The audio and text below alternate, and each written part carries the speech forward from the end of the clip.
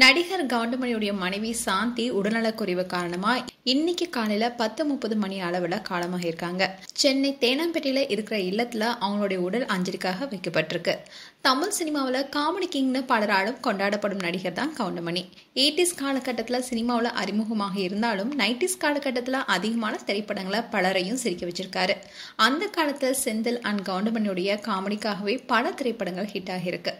எத்தனையோ நடிகர்கள் அதுக்கப்புறமா காமெடினா வந்தாலும் இப்பவும் கவுண்டமணி செந்தில் காமெடி தான் பலருடைய ஃபேவரட்டாகவே இருக்கு. 1970 வெளியான ராமன் எந்தன் ராமனடி என்ற திரைப்படத்தின் மூலமா தான் கவுண்டமணி சினிமாவில் நுழைந்திருந்தாரு.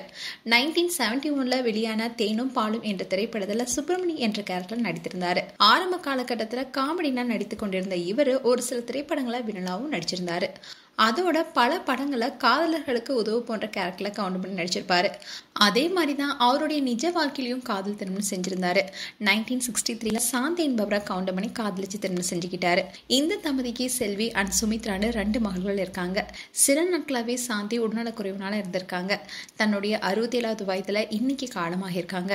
அவங்களுடைய உடல் சென்னை தேனாம்பேட்டையில இருக்கிற பொதுமக்கள் அஞ்சலிக்காக வைக்கப்பட்டிருக்கு. அண்ட் இந்த செய்தி கேட்டு பலருமே இரங்கல் தெரிவிச்சுட்டு வராங்க. அண்ட் கவுண்டமணி வயதானாலும் அவருடைய கேரக்டர் மட்டும் மாறலன்னு பலரும் சொல்லிட்டு வராங்க.